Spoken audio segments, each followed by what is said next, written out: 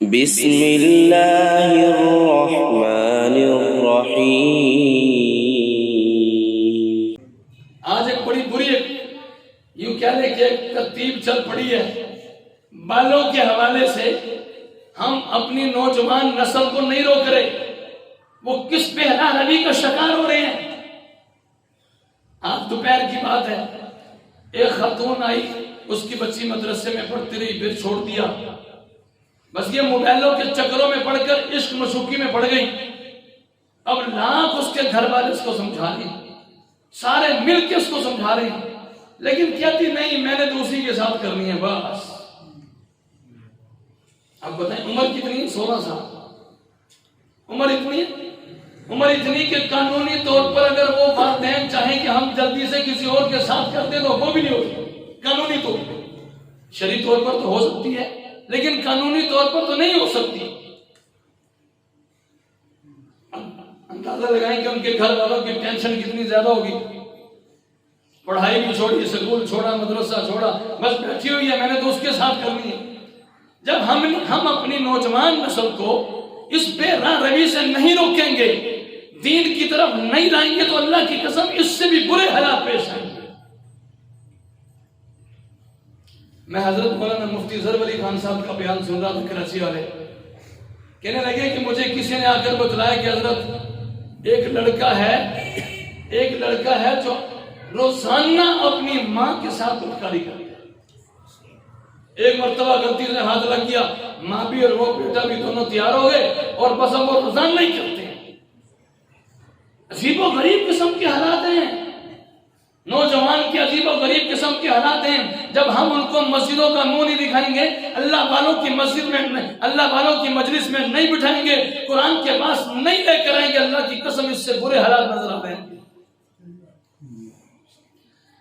ہم نہ روکے اپنی نوجوان نسل کو۔ دیکھنا تو صحیح ہوتا کیا ہے، یہ واقعات تو پرانے ہو چکے ہیں کہ بیٹے نے باپ کے گریبان کو پکڑا، بیٹے نے باپ کو مارا، دھکے دے کے گھر سے باہر نکال دیا، باپ کے علاج معالجے کی طرف دھیان کوئی نہیں ہے، جائیداد سمیٹنے کی طرف دھیان ہے۔ یہ واقعات تو پرانے ہو چکے ہیں، یعنی یہ تو اتنے زیادہ عام ہو چکے ہیں کہ اب ہر کسی کے یہی حالات سننے کو ملتے ہیں۔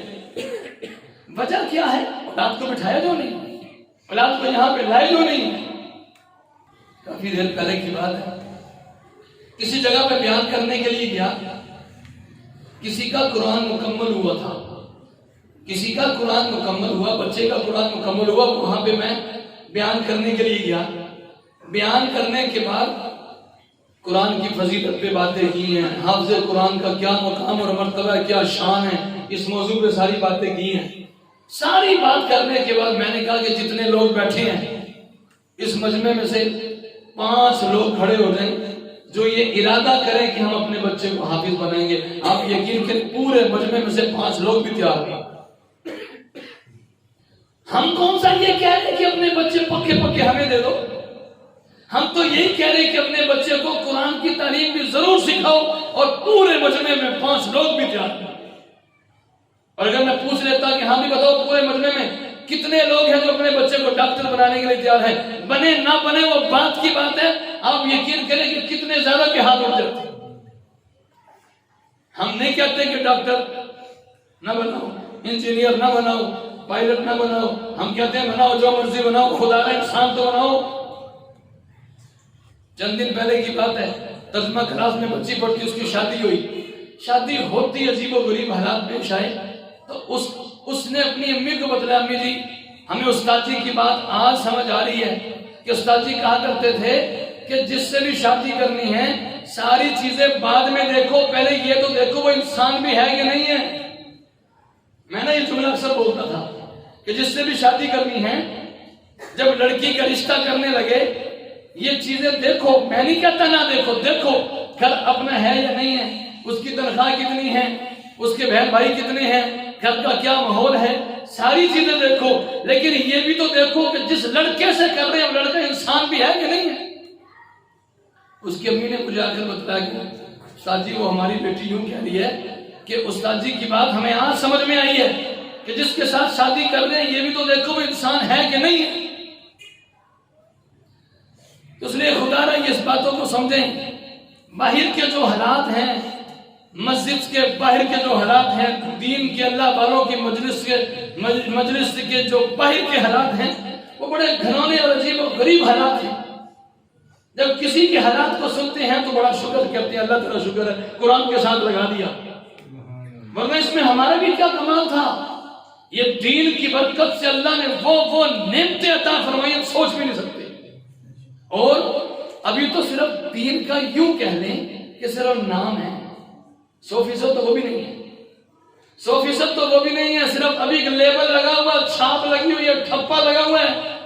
مکمل 100% دین پہ چلنے والے بن جائیں تو اللہ دنیا کو قدموں میں لے لے، یہ دنیا قدموں میں آئے گی۔ اور جب دین کو چھوڑ کر دنیا کی طرف بھاگیں گے، نہ دین ہاتھ آئے گا نہ دنیا ہاتھ آئے گی۔ کئیوں کے حالات ہم نے دیکھے، جو دین کو چھوڑ کر دنیا کی طرف بھاگتا ہے نا، دین کو تو ویسے ہی چھوڑ دیا، دنیا ویسے ہی ہاتھ میں آئے۔ دنیا کی مثال تو ویسے بھی سائے کی طرح ہے، کبھی کوئی شخص اپنے سائے کو پکڑ سکتا ہے؟ سائے کو بھاگ کر پکڑنے کی کوشش کرے تو جتنی تیز خود دوڑے گا اتنی تیز سائے بھی دوڑے گا۔ کوئی سائے کو پکڑ سکتا؟ بولو کوئی سائے کو پکڑ سکتا؟ اسی طرح کوئی دنیا کو بھی نہیں پکڑ سکتا، اس نے آگے آگے بھاگنا ہے۔ کل کسی اور کے پاس تھی، آج ہمارے پاس آئی، ہم چلے جائیں گے، کل وہ کسی اور کے پاس آئے گی، وہ چلا جائے گا، پرسوں کسی اور کے پاس آ جائے گی۔ بس یہی نظام ہے، یہ کبھی ہاتھ نہیں آئی، کبھی کسی کے ساتھ اس نے وفا بھی نہیں کی، ایسی بے وفا چیز ہے۔ ہاں اگر الٹا دوڑنا شروع کر دیں تو جو سایہ پہلے پکڑا نہیں جا رہا تھا، الٹا دوڑنا شروع کرے تو وہی سایہ اس کے پیچھے پیچھے آئے گا نہیں آئے گا؟ بھئی یہی مثال ہے، دنیا کے پیچھے دوڑیں گے دین کو چھوڑ کر، دنیا بھی ہاتھ نہیں آئے گی، دین بھی گیا۔ ہاں دین پہ عمل کرتے رہیں، دنیا کے پیچھے نہ پڑے، دین پہ عمل کرتے رہیں، اللہ دنیا ڈھونگے میں لے لیں گے۔ بات کو سمجھے گا، بعض لوگ بات کو سمجھنے میں غلط فہمی کا شکار ہو جاتے ہیں۔ کبھی ان کو یوں لگے کہ شاید مولوی صاحب کہہ رہے ہیں کاروبار چھوڑ دو، کمانا چھوڑ دو، ملازمت چھوڑ دو، تجارت چھوڑ دو، ایسی بات نہیں ہے۔ دین پر عمل کرتے ہوئے سارے کام جو شریعت کے مطابق کریں گے تو وہ ہمارا کاروبار بھی عبادت بن جائے گا۔ آپ سمجھ آ رہی ہے؟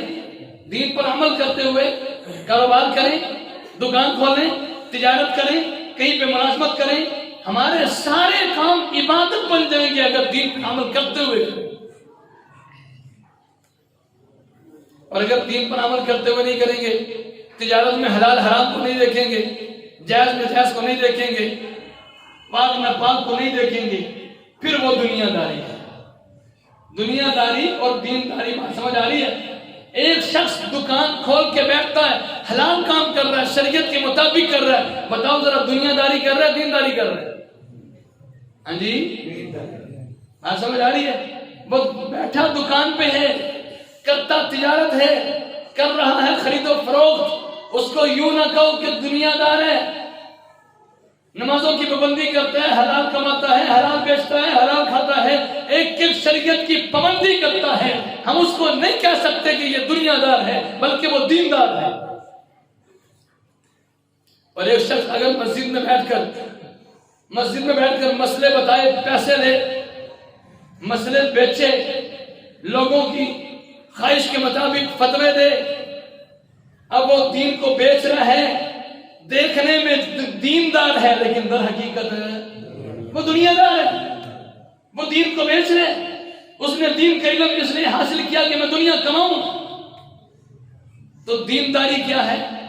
دین پہ عمل کریں، چاہے کاروبار بھی کریں، تجارت بھی کریں، خرید و فروخت بھی کریں، ملازمت بھی کریں، دنیا کا کوئی سا بھی کام کریں، بس دین کو سامنے رکھتے ہوئے کریں، اللہ کی قسم ہمارا وہ کام عبادت بن جائے گا۔ ہمارے دین نے کب روکا ہے دنیا کمانے سے؟ ہمارے دین نے دنیا کمانے سے نہیں روکا۔